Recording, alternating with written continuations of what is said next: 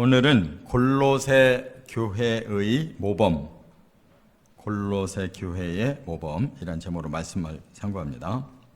이제 오늘부터는 이제 골로새서 말씀으로 해서 빌레몬서, 에베소서, 빌립보서 이런 식으로 나가려고 그러는데, 이게 우리가 가진 개역 개정 성경하고 순서가 조금 다른 것은 오늘부터 시작된 이 말씀의 특징은 사도 바울이 사역을 하던 그 사도행전 이후 시대입니다.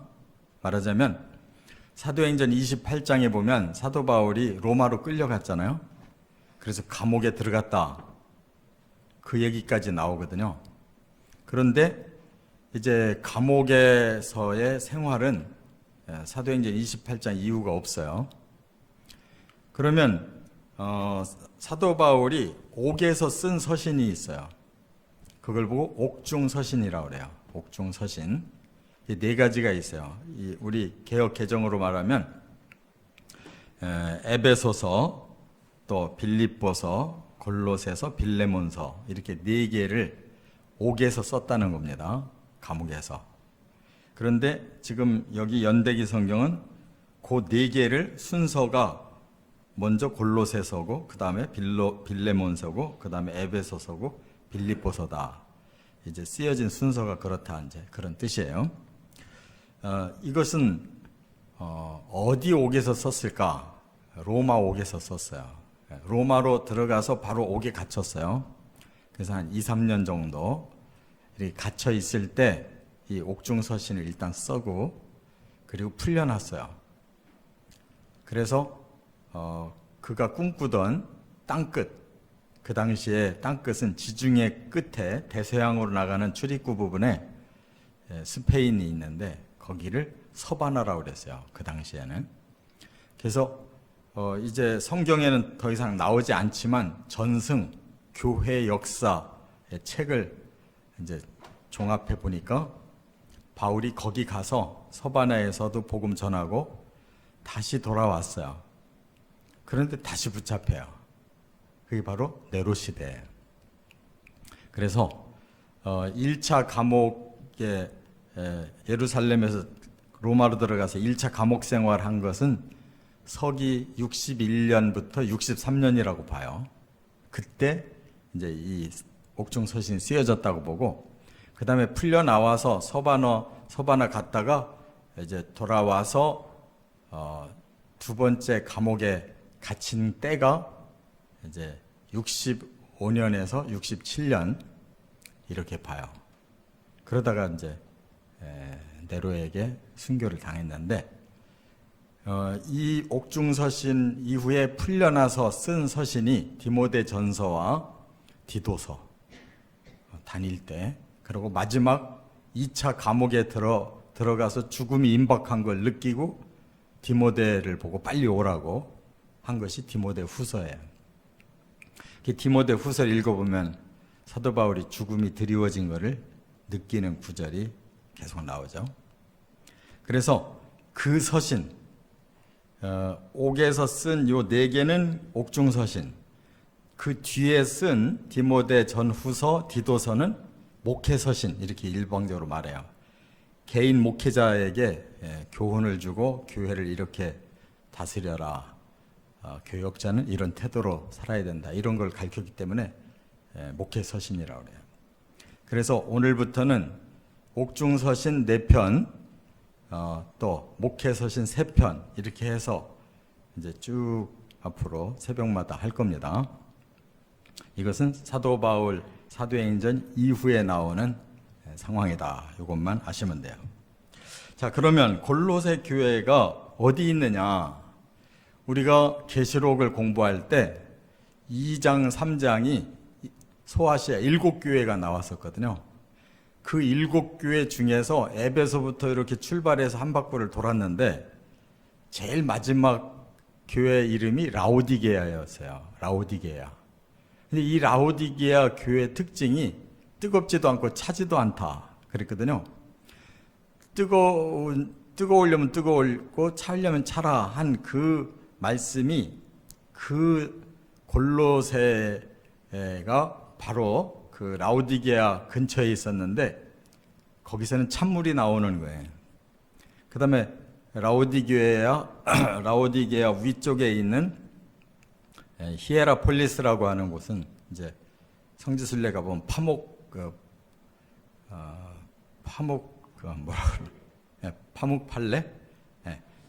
파묵갈레라는 데가 있는데 거기는 온천수가 나오는 데야. 그러니까 파묵갈레 온천수 물과 골로새 밑에 있는 골로새의 찬물과 섞여가지고 라오디게아로 들어가는 거예요. 이게 딱 그 근처에 있다는 거. 이것만 알면 되는 거예요. 그 다음에 이 교회가 언제 누구에 의해 세워졌느냐? 바울이 직접 들어간 적이 없어요. 여기는 골로새는 갔다라고 하는 말이 사도행전에 안 나온다는 말이에요. 그런데 여기에 오늘 본문에 에바브라라는 사람이 나와요. 에바브라는 누구냐? 사도 바울의 아주 가까운 참모예요. 그가 빌레몬서에 보면 나와 함께 감옥에 있느니라 그런 거 보니까 예루살렘에서 출발해서 로마에 들어가서 감옥에 들어갈 때 에바브라가 비서로 따라 들어간 것 같아요. 감옥에 같이 있대요. 그러니까 그만큼 믿을 만한 사람인데 이제 그가 사도 바울의 지시를 받고 골로서에 가서 골로서 교회를 세우고 제자훈련 하지 않았나 이렇게 본다 그 말이에요. 오늘 본문에도 그 일부 설명이 있기 때문입니다.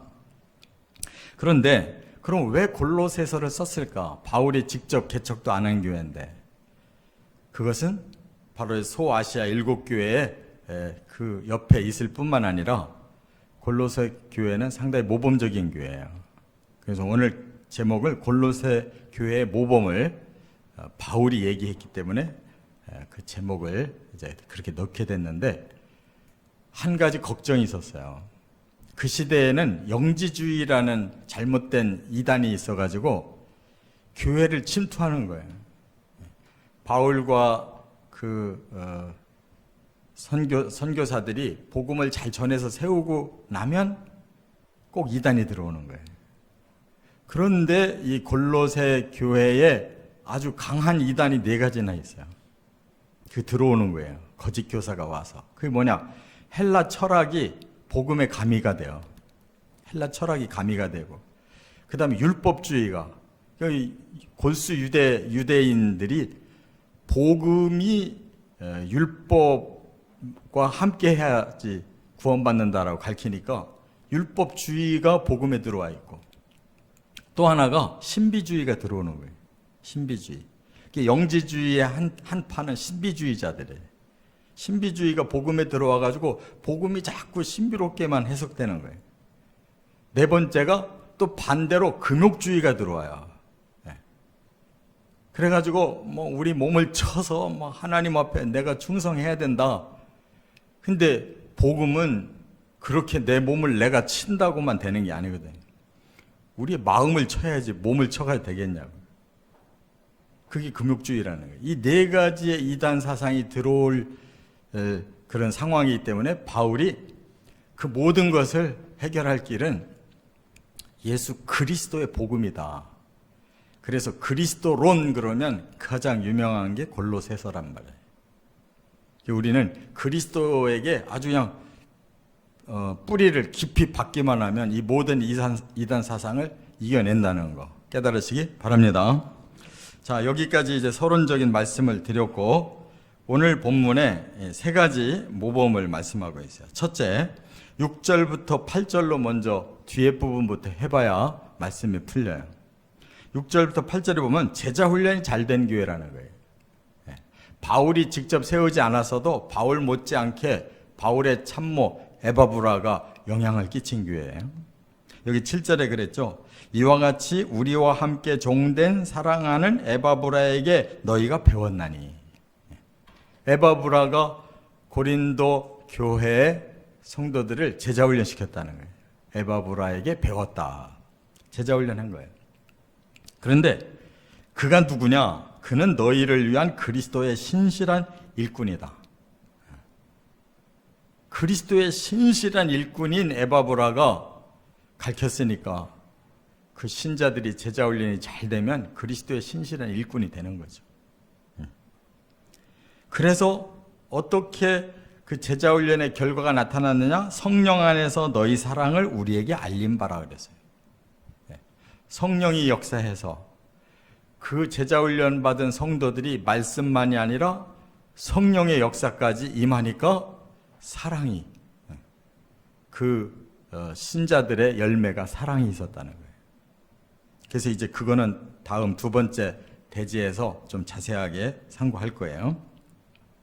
그러면서 6절에 그랬어요. 이 복음이 이미 너희에게 이름에 너희가 듣고 참으로 하나님의 은혜를 깨달은 날부터 너희 중에서와 같이 또한 온 천하에서도 열매를 맺어 자라는도다. 제자 훈련을 시켰을 때 이제 듣는 사람이 어떤 태도로 들어야 열매 맺느냐라는 것을 말씀하는데, 이 복음이 이미 너희에게 이름에, 제자 훈련을 하는 사람은 복음 가르쳐 주는 거예요. 복음이 너희 마음에 들어왔어. 그 다음에 너희는 듣고, 들었다는 말은 그냥 귀로만 들었다는 뜻이 아니야. 영으로 그 말씀을 받아들였다. 그 다음에 참으로 하나님의 은혜를 깨달았다. 우리 영에 복음이 들어오면 참된 그 복음의 하나님의 은혜라는 것을 깨닫는 거예요. 우리가 구원받을 자격도 없고 능력도 없고 우리는 영원히 사탄 때문에 지옥 형벌 받게 돼 있는데, 바로 이 복음을 통해서 내가 이렇게 구원받았구나, 이게 하나님 은혜구나 라고 깊이 깨닫는단 말이에요. 그러고 나면 열매를 맺기 시작한다는 거예요. 할렐루야. 이게 제자훈련이에요. 제자훈련 몇 년을 해도 성경만 많이 알고 성령의 역사가 없으면 하나도 깨달음이 없어요. 깨달음이 없으면 열매는 안 생기는 거예요. 머리만 커지는 거예요. 두 번째, 4절과 5절로 가보면 이제 그 결과 열매를 더 이렇게 자세하게 얘기했는데, 4절 5절에 보면 신앙의 뼈대가 튼튼한 교회. 골로새 교회는 아주 제대로 배워가지고 뼈대가 튼튼한 거예요. 영적 뼈대.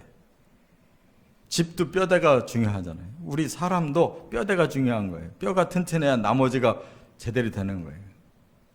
척추에 골수에서 모든 게 다 나오는 거예요.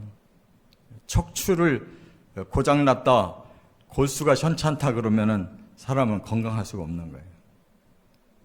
바로 이 영적인 뼈대가 뭐냐? 바로 믿음, 소망, 사랑이라고 그랬어요. 여기서도.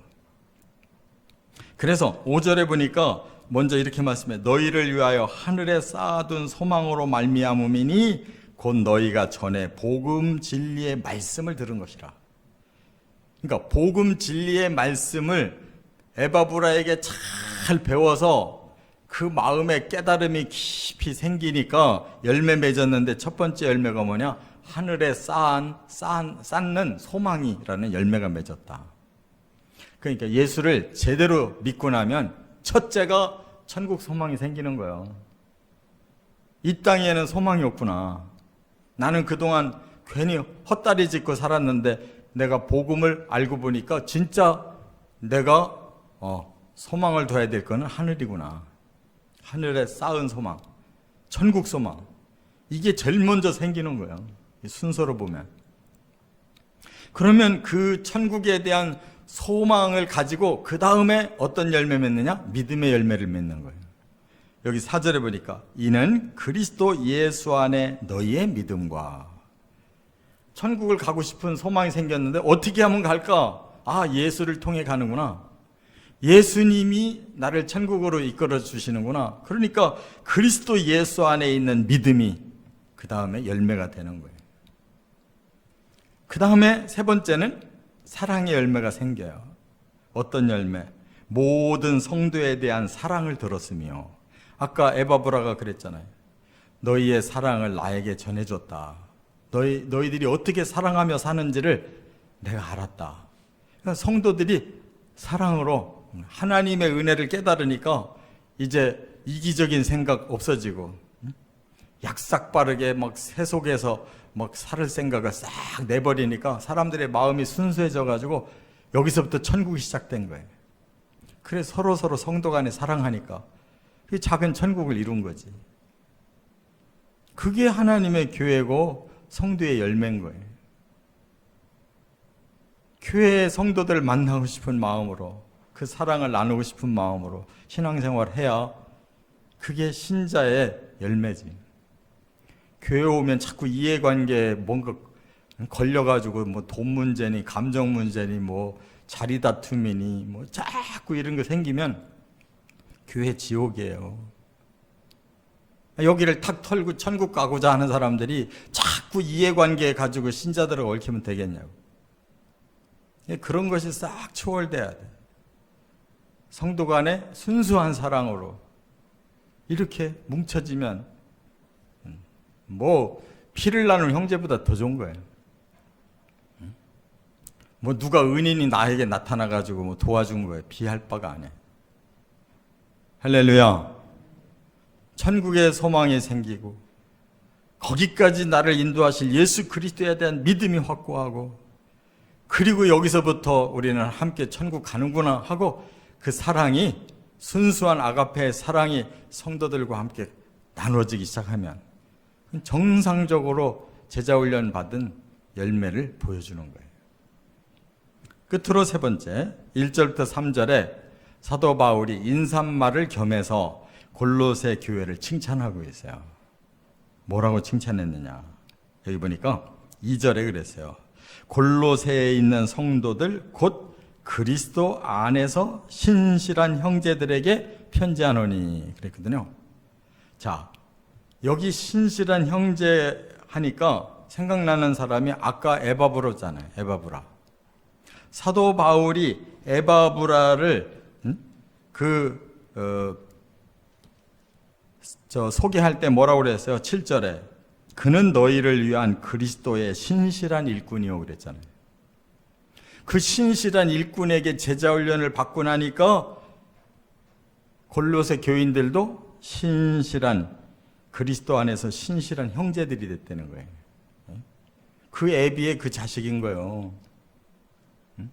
부모가 엉망으로 살면서 자식을 어떻게 제대로 가르치겠냐고. 지도자가 엉망인데 그 자식들이 뭘 보고 크겠냐고. 따라가는 거예요. 지도자만큼 따라가는 거예요.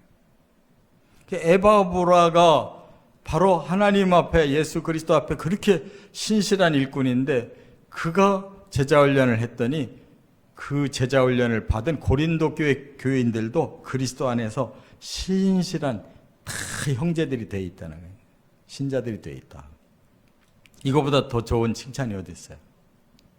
뭐 이 정도 되면 천국 가잖아. 그 다음에 3절에는 또 뭐라고 칭찬했느냐? 우리가 너희를 위하여 기도할 때마다, 지금 골로새 교회를 위해서 계속 기도하고 있다는 거예요. 그런데 뭐라고 기도하느냐? 하나님 곧 우리 주 예수 그리스도의 아버지께 감사하노라. 내가 당신들 교회를 위해 기도하다 보면 자꾸 하나님 앞에 감사만 나옵니다. 왜 감사가 나와요? 너무 좋은 교회가 돼 있어가지고 너무 기쁜 거예요, 바울이. 그래서 하나님께 감사하는 거지. 기도해 주려고 그러면 막 근심 걱정만 생기고, 기도하기가 싫을 정도면 되겠어요? 기도해 주려고 그러면 막 너무 막 하나님 앞에 감사가 끌어놔야지. 그게 신실한 성도잖아요. 이렇게 신실하고 하나님 앞에 감사할 수밖에 없는 교회와 성도가 돼 있다라고 말한 것은 골로새 교회가 얼마나 정상적으로 좋은 교회냐 그 말이에요. 여기에 이단만 안 들어오면 되잖아요. 응? 그래서 여기에서 헬라 철학을 빼내고 율법주의 빼내고 신비주의 빼내고 금욕주의 빼내가지고 온전한 복음으로 교회를 지키려고 하는 것이다. 우리도 이 말씀을 잘 배워서 진짜 복음만 남기고 우리가 잘못 알고 있는 거 다 가지치기 하시기 바랍니다. 이렇게 되기를 주의 이름으로 축원합니다.